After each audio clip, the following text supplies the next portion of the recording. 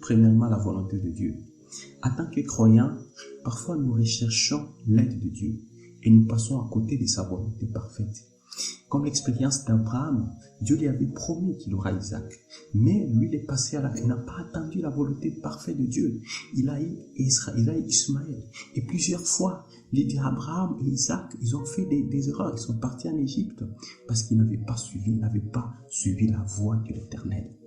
Et si nous aussi, nous recherchons surtout la plupart des fois la volonté permissible de l'Éternel. Tu dis, oh Dieu, j'ai besoin du travail. Seigneur, j'ai besoin de ceci. Il peut permettre parce qu'il t'aime, parce que tu es sa fille, tu es son fils. Il t'aime et il te permet ça. Mais sache que les grâces qui reposent sur la volonté parfaite, tu ne vas pas y jouir. Les bénédictions qu'il avait dit qu'il fera, après cela, tu vas voir que tu avances, tu vis dans un gagne-pain, tu travailles dans un gagne-pain, tu n'as qu'un salaire qui est gagne-pain, ou tu fais que des choses qui n'avancent pas. Reconduis-toi, remets-toi en cause. Est-ce que je suis dans la volonté de Dieu, parfaite ou permissible? Parce que j'ai insisté, j'ai demandé au Seigneur, j'ai fait des jeûnes, que Dieu me donne ça, et là il m'a donné. Mais remettez-vous et sachez quel est le discernement de la volonté parfaite de l'Éternel.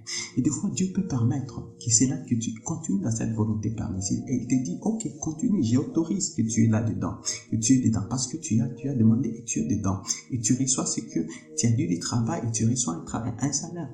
Voilà. Mais il peut permettre cela parce qu'il veut soit nous enseigner, soit que nous puissions savoir que lui, il est le grand Dieu, il est le pourvoyeur. Il peut te donner au-delà de ce que toi tu prétends, ce que toi tu vois. Alors, il nous demande de pouvoir toujours nous remettre à sa volonté, remettre à sa voie. Et comment cela nous allons le faire?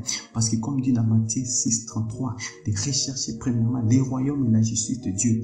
Et toutes ces choses vous seront données par-dessus tout. Tout ce que nous recherchons, là, Dieu va nous les donner si nous recherchons d'abord sa volonté, si nous remettons d'abord notre vie à lui, si nous recherchons son royaume, nous recherchons la repentance, nous marchons droit devant Dieu et nous lui confions le contrôle de notre vie. Et l'autre élément très important, c'est d'être dans l'obéissance à sa voix. Dieu vous a dit des choses, vous avez reçu des révélations, mais est-ce que vous avez obéi à la voix de l'Éternel? Comme dit Jean 10:27, mes brebis entendent ma voix, je les connais et elles me suivent. Lorsque vous suivez la voix de Dieu, vous devez savoir distinguer quelle est la volonté de Dieu par rapport à telle décision. Si tu veux prendre une option pour prendre une décision sur deux choix, demandez toujours l'aide de Dieu. Et il vous le révélera. Et comment vous l'allez le demander? Vous le saurez par le Saint-Esprit. Le Saint-Esprit, il révèle parce qu'il vit en nous et avec nous. Il est au centre. Et c'est lui qui conduit nos prières. Lorsque vous lui confiez le contrôle, Saint-Esprit, donnez-moi les révélations. Quelle est la voix de Dieu? Il va vous révéler. Parce que Dieu parle par son esprit. Et c'est par là que vous saurez que vous êtes dans la voie de Dieu. Il va vous aider à distinguer, à éviter les obstacles, à éviter les parcours qui pourraient, les chemins longs, et vous donner la voie du Seigneur. Et l'autre élément, c'est la foi en Dieu.